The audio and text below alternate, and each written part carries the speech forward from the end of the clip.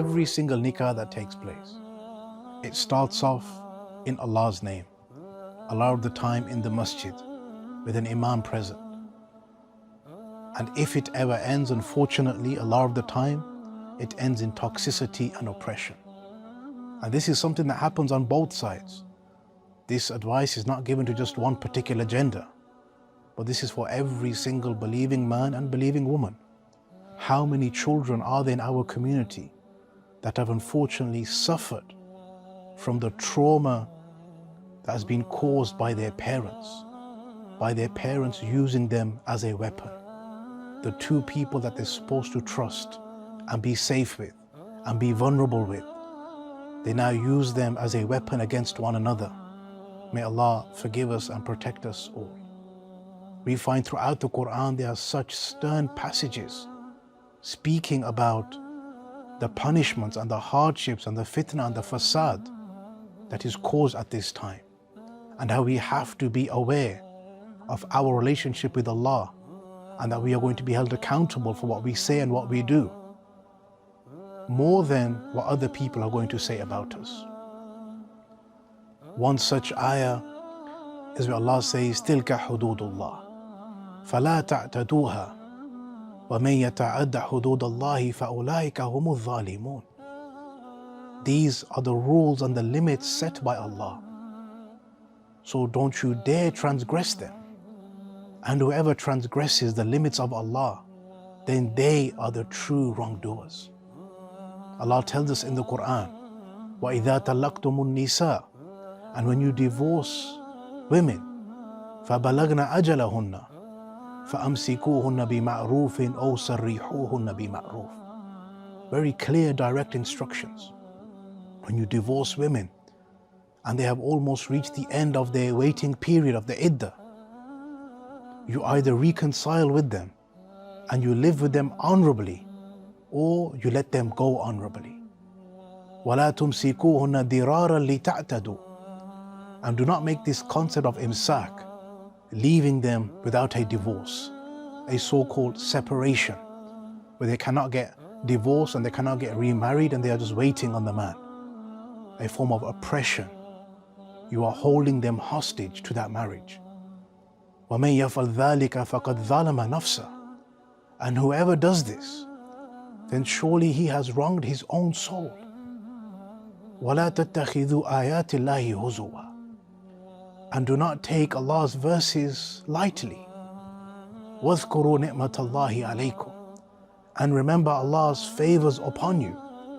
وَمَا أَنزَلَ عَلَيْكُمْ مِنَ الْكِتَابِ وَالْحِكْمَةِ يَعِظُكُمْ بِهِ. And remember that which Allah has sent down to you from the rulings from the Qur'an and the Sunnah, and He's giving you admonition and guidance from. وَاتَّقُوا اللَّهِ وَاعْلَمُوا أَنَّ اللَّهَ بِكُلِّ شَيْءٍ عَلِيمٌ. Be aware and mindful of Allah, and know that Allah has perfect knowledge over all things. You may wrong somebody, you may oppress somebody, you may lie against them, but Allah's knowledge is complete and perfect on that exact situation, and Allah will always aid the oppressed. These are strong verses, my brothers and sisters, that we have to pay attention to at these times. And this issue of the mu'allaqa, the so-called false separation, where somebody leaves his wife and he refuses to divorce her, so she is stuck. He holds her hostage to that marriage. Allah speaks about this very candidly. And He says, الطلاق مرتان. Retracting divorce is done twice. فإمساك بمعروف أو تسريح بإحسان. After the second divorce, either you reconcile, فإمساك بمعروف, in a respectful, honorable way, or تسريح بإحسان, or you divorce and separate in a respectful and honorable and perfect way. So the separation in Islam is that period of reconciling after the first and second divorce. But after the iddah has passed, you have to make that decision. And it's not allowed for you to hold somebody hostage to that marriage. It's not where you leave a woman for years and there's a so-called separation, and she cannot move on with her life. Either you live with her honorably and respectfully, or you separate and divorce in an honorable and respectful way. These are the verses of Allah.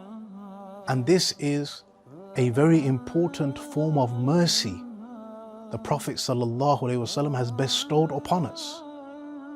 1400 years ago, he is teaching us about the mercy and the perfection of separation, especially in these times where there's an increase of divorce in all walks of life, not just in Islam. If you look at the statistics, it's all walks of life. This is something on the increase. But Islam comes and gives us this mercy from the Prophet's Sunnah in giving us the best possible way, where there's no trauma, there's no oppression, there's no toxicity. And unfortunately, the Islamic organizations need to take this issue seriously and raise their level and their standard of services they provide in helping people and guiding them through these separations and making sure that people are not oppressed on both sides. A woman came to the Prophet ﷺ and she was suffering from mental health issues. And she came to the Prophet and she said, Ya Rasulullah, inna li ilayka haja. O Messenger of Allah, I'm in need of your help. The Prophet ﷺ, he responded to her. He said, Ya Umma Fulan, O mother of so-and-so, ijlisi fi ayyi nawahi shukak shi'ti, hatta ajlis ilayk. He said, oh so-and-so, go and sit anywhere you like. I will come and sit with you and help you in whatever you need. فجلس النبي صلى الله عليه وسلم حتى قضى حاجتها. He sat with her until her issue was resolved. And many times we see in the life of the Prophet sallallahu alaihi wasallam, many people would come to him for guidance and help in their intimate issues, in the issues of marriage, issues of separation and divorce, like the whole issue of Surah Mujadila being revealed. A woman comes to his house and tells him about the hardship she's facing with her husband. So as Islamic leadership in this country, we need to have these services available where we are helping people and giving them the best guidance through separation. And we need to remind people to fear Allah. You're going to be held accountable for this issue of holding somebody hostage to this marriage. And you're going to be held accountable for preventing the man from seeing his children and using them as a weapon to punish him, as well as raising awareness and helping the divorcees from our community, the single mothers and the widows, especially getting remarried. The Prophet ﷺ, he married women who were single mothers, who were divorcees, who were widows. Do we think we are better than the Prophet ﷺ? Especially when we find he gave so much emphasis and so much reward in taking care of those vulnerable people. He ﷺ, he said, As-sa'i ala al-armalati wal-miskin kal-mujahidi fi sabilillah. The one who strives to help the widows and the poor, he is like the one that is fighting in the way of Allah.